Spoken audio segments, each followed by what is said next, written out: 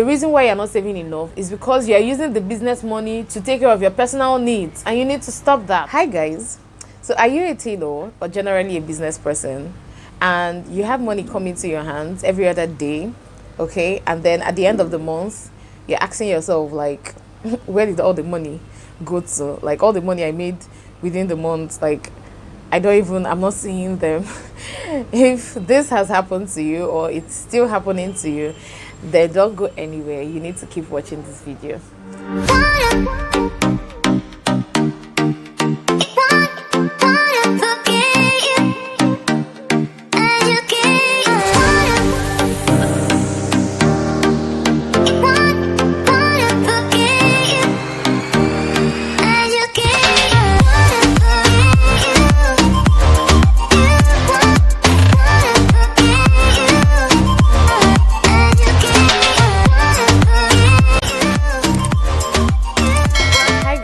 Welcome back to my channel. My name is Ruki Ilodiaya, the fabric fairy godmother.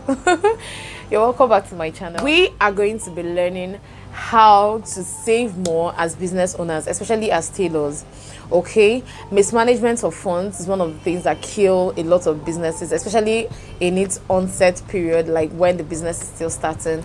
So it happened to me. Let me not come and say that like it didn't happen to me. It happened to me a lot, but by the grace of God, I think I've gotten to that point where I have, you know, a reasonable balance where I've been able to sort out a lot of issues regarding business challenges. Of course, everything I'm sharing with you are things that I have done myself, and not things that I read off a book or I saw from someone's story or something. These are things that I practically did, and they helped me, and I just want to share to, you know, help you as well in your business. Okay, so number one reason why you are actually not saving enough is because you are buying what you don't need, if you tell yourself the truth. So you enter the market, right, and you have a budget. You already have a list of things that you want to buy, and then you see that beautiful, gorgeous fabric. That lace is calling your name. You're like, oh my God, this is so beautiful. And then you can start buying that lace. You know deep down that you have like fabrics plenty for yourself, like a heap of fabrics waiting for you to sew, but you've not even sewn those ones. But then you don't see that one that you like particularly. You're like, no, let me buy it. And you buy that lace, and then again another day you go to the market and the same thing keeps happening, because you just see yourself having money on your hands. Every other day you get to buy the things that you actually don't need. Or in a case where it relates to your tailoring materials, if you're not a tailor, please just link this to your, you know, your business, because I might not really know everything about everybody's business. I'm just saying it from the point of a tailor that I am. So you see, you know, you go to the market and you actually want to buy, like, let's say 15 yards of lining, or 15 yards of crepe, or 15 yards of whatever it is that you're going to use to sew for a customer or something. And then you go there and you're now like, maybe if it's a bell area, it's right, let me buy. So you move from 15 yards or whatever you wanted to buy, and then you go buying like 20 yards, 25 yards. And you move from black that you wanted to buy, you buy black, you buy red, you buy golden, you buy green. You don't have a customer's clothes that needs red, green, orange, on all the other ones that you bought, but you now buy it and you now be like, in case a customer comes. And then at the end of the month you find out that no customer actually came, you know, requesting those things that you bought extra for. So at the end of the day you see yourself spending much more than you wanted to on something that you practically don't even need at the moment. Okay, so solution, because at the end of the day when we point out an issue, we're going to look for a solution. Have a list and try as much as possible to discipline yourself enough to stick to the list when you're going to the market. If you don't have any plans of buying a lace, don't buy a lace. If you don't have any plans of buying 20 yards of whatever you want to buy that number that you want to buy. If you don't have plans of buying gold, this thing happened to me, let me not lie. Like, there was a time this time that stone zip came out newly. So I saw one, it was so fine, and the fabric that I wanted to sew was a royal blue fabric, cloth rather. So okay, still the same thing. So I bought a royal blue zip, the stone zipper, and at the end of the day I saw myself buying peach, buying white, buying red, buying black, buying all the stone zippers, that practically all the colors that the woman had.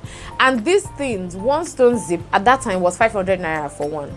So I ended up spending, instead of buying 500 naira stone zip, I ended up spending roughly 6,500 naira stone zip, because I was just trying to get all the colors. And guys, at the end of the month, I think I just used like 3 of that stone zippers, because I wasn't using it for everybody. It depends on how much you pay, then I'll know if I'm going to be using that stone zip for you. So I ended up using only 3 for that whole month. So I was supposed to buy like 1,500 naira worth of stone zippers, but I ended up buying 5,000 naira more. That 5,000, if you start calculating it to you start adding it to all the 5,000 nairas that you buy excess of in whatever you're buying, you see that you are spending a whole lot of money on something that you don't need. So try to be disciplined enough to follow your budget or your list per time. So the next reason why you are actually not saving a lot as a business owner or as a tailor is that you don't pay yourself at the end of the month. Yes, you watching me, you actually know you're supposed to pay yourself at the end of the month. So we pay our workers, we pay a lot of people, we even bring out money for our rent, we bring out money for our utilities, and then at the end of the day we don't pay money into our own accounts. Okay, the reason why you're not saving enough is because you're using the business money to take care of your personal needs, and you need to stop that, because it's going to keep affecting you. Okay, at the end of the month, get a certain amount of money that you pay yourself, and from that money that you pay yourself, that is your salary. That is what you should use for whatever personal need that you have. I remember telling my shoe vendor one certain time that I don't have money right now, and I am going to buy like the next month. And she was like, look at you, CEO like you, all of that and all of that. After all the hype, I told her, name, you won't understand. Like, I give myself a budget every month, and if I pay myself and I use that money, once that money is exhausted, I've by the grace of God, I've gotten to that point where I don't really buy things on impulse anymore. If I don't need it, I'm not getting it. Except you have like an emergency, a medical emergency, a family emergency or something. Nobody prays for, you know, accidents or tragedies or things to happen or even emergencies, but when they come in, at least that's why you're a business owner, that's why you're a business person. You'll be able to handle those emergencies from the business money, and if you can, then you pay back. But if you can't, just take it that you're able to use it to sort out a need, because at that point, since it's an emergency, it's actually a need that came up. Okay, but if it's just for your own personal wants or things that you just see and they entice you to buy, you need to have a budget for yourself as a person. Pay yourself at the end of every month and use that money for your own personal needs. Stop dipping into the business account for your, and if you don't have a business account till now, like I don't get it. You need to open a business account, register your business, open a business account. If that process is too long for you, probably you're just starting out, then you can have a savings account, 2 different savings accounts, one for your business and one for your own personal, you know, savings. But try as much as possible to have a business account. It's going to help you in the long run. Okay. Why you are actually not saving enough in your business as a tailor now, this is actually for tailors, okay? It's because you are actually not focusing on your niche or your sector. Okay, now this is one area that I'm going to go into it fully over time, and I'm going to talk about it fully probably in another video. I'm going to just like take out time to talk about it and digest all the points that I have there. But then in the fashion industry, not everybody is going to do well as a bespoke tailor or a couture tailor. Not everybody is going to do well as a ready-to-wear fashion designer or tailor. You need to know your niche, you need to know your sector, you need to know where you fall into. You know, in the fashion industry right now, particularly in Nigeria, let me just be talking about, you know, where I am. There's bespoke couture. That's the customer brings fabrics to you and then you sew a custom made, you know, outfit for the person in line with the person's measurements, you know, just custom made and fit for the person's shape and body type. That we have the ready to wear, which is you know, the type where you get to make designs and then you mass produce them and then you get to sell. Okay, so you're making this like already made clothes. Let me put it the way we understand, already made clothes. So that's ready to wear. Okay, so there is fashion styling. That's actually another side of the fashion world that a lot of people are yet to explore. But then if you want to explore this area, you need to be in Lagos, particularly in Lagos. If if you want to succeed in that fashion styling. People like Swanky Jerry, people like Tiana's Empire, Meddling Boss, they are doing so well in fashion styling, you know, in that sector. So you actually need to know your sector. There's also the fashion academy, but then I wouldn't even mention it because for you to start running an academy, you need to have years of experience. That's the problem that most people have. They just start sewing and 1 year camp, they open an academy and they start teaching. There are things that only experience will teach you. Okay, for you to be able to pour out, you know, that knowledge, that particular knowledge of, you know, the sewing skill, for you to be able to carry that anointing that you have and point to another person, these are things that take experience. There are things that it was experience that taught me. Okay, I cut it like this and I noticed that, okay, when I finished sewing it, I noticed that it didn't go well with this person. So I learned from that experience that next time you cut it the other way. And personally, I didn't have an academy for a long time because I knew that, personally, I just felt in my heart that I wasn't just, you know, ready to start teaching people, that I need to, you know, take everything in, have all the experiences that I need to have before I start teaching. And right now I have an academy and I'm doing so well at it because I know and I've come to understand that experience, like when I'm teaching, I'm not shaking. I know that these things are okay, real and everything. Of course, there's need to, you know, refresh your memory, but if you have to go online to YouTube to be able to watch a YouTube video before you teach your students, then you know that you still have a long way to go in the whole fashion thing. So don't bother with the academy until you know that your hand is strong. Okay, so yeah, you have to know your niche. If you are still doing couture and you're struggling in it, then try out ready to wear. If it's working out for you, then you know, okay, that you are doing so well in it. That means that ready to wear is your thing. And then you move, you have to switch your brand from a couture brand to a ready to wear brand. You have to know the area that you are called for so that you don't struggle. Because when you're struggling, you find out that at the end of the month, you're not making enough money. Okay, why you are actually not saving enough as a tailor, to be honest, is because you are not delegating enough. You don't have enough workers with you. Okay, if you are so overwhelmed with work, like every single time you are busy, you are always sewing, but at the end of the month you're actually not even finding the money, it's because you're actually doing everything, and by the time you do everything, you become so exhausted. You're actually always busy, and then the money you're making from the customers you're making, they are not even enough to sustain you as a person. You get, you need to delegate more. This tailoring thing is actually not easy. It's a lot of work, so you need helpers, you need people to help you. You need to have more hands, have more workers, because when the work is distributed, people are doing the work, and the more work you do equals more money. Okay, be able to make more, to be able to save more. Don't take all the work to yourself. It's going to actually like be a lot for you. The final reason why I would say you're actually not saving enough as a tailor, or actually as a business person, but particularly now for tailors, okay, is because you're not charging well. Now this is a topic that I don't know if I'm probably going to be led to make a whole video, an entire video about it, but then you need to start knowing your worth as a tailor. Now this is not for tailors that disappoint. I mean, it doesn't make any sense if I say you're not charging well and at the end of the day you charge and you don't deliver. It doesn't make any sense. So you need to get that point right.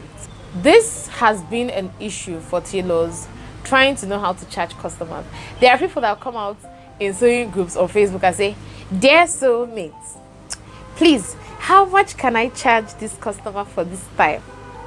Dear soulmates, please."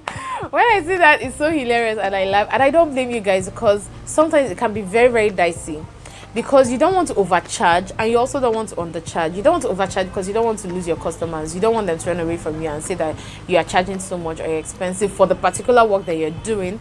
And you also don't want to undercharge in the sense that you finish all the work and you don't make a lot of profit. So if you are undercharging, then this is actually like, this point is actually for you. If you're not charging your customers well, you're not going to be saving enough money well. You are going to see, there was a time, let me tell you guys my own personal experience. There was a time I would charge someone like 7,000 naira. Let me give an instance. I'll charge someone like 7,000 naira for a lace cloth. You know lace, you do double lining. Well, I do double lining for a lace. Lace is not the same thing as Ankara or, you know, normal crepe fabric that you just use one lining. Lace takes a lot of work. So I'll charge this person 7,000 something. I'll buy fringe from this 7,000 naira. I'll buy fringe. I'll buy the doll face that I'll use to line the lace first. I'll buy the normal cotton lining that I'll put under the doll face, and the I'll buy clothes gum that I used to pad. I'll buy everything, particularly for that gown. I won't forget a yellow dress, and I bought beads that I used to design that clothes. I spent 5,200 naira on every single thing I bought for that dress, and I charged this lady 7,000 naira. I spent 5,200. This is not a lie. This is actually like a real life experience I had. 5,200 naira. Just minus, subtract 7,000 naira from 5,200 naira. That means at the end of the day, I charged 1,800 naira to sew the dress. A lace. No, lace is not the same. Sew lace is not the same way you sew normal clothes. You do part by part joining. You join the lace and the doll face to create a non-transparent fabric before you start putting the lining under. So I spent that amount of money, and I had to just pinch myself, and I was like, how on earth did I spend that amount of money on everything, and I charge this person 7,000 naira? And people will just think that you charge 7,000 naira, it's a lot of money, you're just going to carry that 7,000 and put inside your bag. But then it's not true. You know, as a tailor, that from the money you charge your customers, every single thing that you sew with that clothes is inside that money, except you're the type that you divide everything. There are people that I know that if it's actually going to work for you, then fine. If they're going to buy nets, they will write net separately for that person. They're going to buy zip, they will write zip. If they're going to buy everything, they'll buy everything. They will write everything separately for the person, and then they will not write their own workmanship money. It works for some people, but at the end of the day, I feel it's a lot of stress. So I already have a list of everything that I usually do for per clothes. So it just gives me a general idea of how much I charge a person. Okay, so I'm going to be quickly, listing out points or things that will help you know how to charge. Okay, because it doesn't make any sense saying you're not charging enough and then you don't even know how to charge someone. Okay, number one is the materials you're going to be using to sew that clothes. Calculate all that money, every single thing, down to the needle, down to the thread that you're going to use. You're going to buy zip, you're going to use cloth gum, you're going to pad your clothes, you're going to use gum stay, you're going to use stay, you're going to use all the things that you're going to use to make that cloth rich. Even if it's fringe, petals, every single applique that you're going to use inside that cloth, write everything down. Okay, when you now finish, you're going to include, see, that's the thing with tailors. I feel tailors are actually underappreciated, to be honest. Aside this, I keep saying it so that I won't justify people that disappoint, because I know a lot of tailors disappoint, but I'm not saying it for those people. But I feel tailors are actually underappreciated. You go to a hairstylist, let's say even in the market, that you want to go and braid your hair. Braiding hair, they will charge you like 3,350 to braid your hair. They are going to spend like roughly 3 to 4, 5 hours to braid out your hair, even if it's kerekere odo, like if you're Igbo, you understand, like twists, twists, yes. Even if it's that, you're going to spend like 3-4 hours making that hair, and you're going to carry that hair for highest 2 months. That's if you're the person that can carry hair more than 1 month. And 2 months, they're going to charge you 3,000 naira to 3,500 to make that hair, if not more, depending on your location. And at the end of the day, that 3,350, the attachment or the crochet or whatever you're going to use to make that hair is not inside that money. It's different. Then you pay for it, you buy your fabrics and you buy your attachment, whatever, and you pay the hairstylist comfortably. And after 1 month, you're losing that hair, and that money is gone. Let me not enter so that it won't look like I'm comparing anything. But then makeup artists too. You pay a makeup artist a whooping 50,000 naira to make up your face, a face that you wash off, sister, after the whole event and everything, and you're going to wash it off. That's just 1 day, 24 hours, last. And then you pay that person that amount of money. But when it comes to a tailor that is going to see a clothes that you're going to wear for months, years, you start pricing the person 1,000 naira, 2,000 naira. Is it fair? You as a person, is it fair? Watching me, if you're a customer, if you're not a tailor and you're watching me, is it fair? So the honest truth is that tailors are actually underappreciated, and I think that tailors we need to start knowing our worth. Okay, and you need to start charging well, so that you'll be able to have something for yourself and your family at the end of the month. Tailoring is not easy. When you finish sewing, your whole back is paining you, your whole body is paining you. It's a lot of work. It involves your whole body, and when you finish, and it involves your mental alertness so that you don't make a mistake on a customer's clothes. So when you finish all of that, that's what I'm talking about. Skill is important. Okay, so your skill is important. How good are you when you sew? You have to know how much you're going to charge, your own workmanship. How much are you going to charge for a certain gown? If it's 1,000 naira for your own personally, remove the 1,000 naira as you're adding. whatever it is that you're going to use. If you're going to use gen to sew, especially if you have an industrial machine, you're going to charge for the equipment that you use. That's the honest truth. Makeup artists that use Fenty Beauty to make your makeup make you up are not going to charge you the same thing that somebody is using like Classic or maybe all these lower Jordana, all these lower this. I'm not saying they're lower, but compared to Fenty Beauty, they're actually lower. So that's what I'm saying. You need to work if you have industrial machines that you're sewing with, and you need gen, because you need light to work with industrial machines. If you know that you actually have to burn fuel when there's no light, you have to include it inside your money, because now your personal money you're going to be using to sew a tailor's clothes, a customer's clothes. So these are the things that are going to, influence your charging. Okay, I'm just going to give you points. I'm not saying go and overcharge your customers. Your customers run away, don't say it's me. But I'm giving you ideas on how you can bill your customers accordingly, so at the end of the day you're not running a loss. Okay, then you actually have to look at your workers. How many workers do you have, and how much do you pay them at the end of the month? These are things that you have to put into consideration when you are billing a customer, because it is from the customer's work that you're going to take care of all your bills. You check your NEPA bill, you check your security bill, you check your water bill, depending on where you are. Then most importantly, you check your rented space.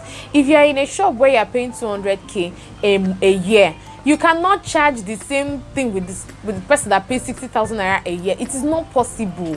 How are you going to take care of the shop rent if you're not, I don't know if you understand. That's actually one of the things that, influence people's businesses' prices. It's not like somebody just wants to wake up and overcharge somebody. There are, a lot of things. I have delivery bags, for instance. I used to deliver clothes to my customers. One delivery bag is 250 naira. Let me not lie.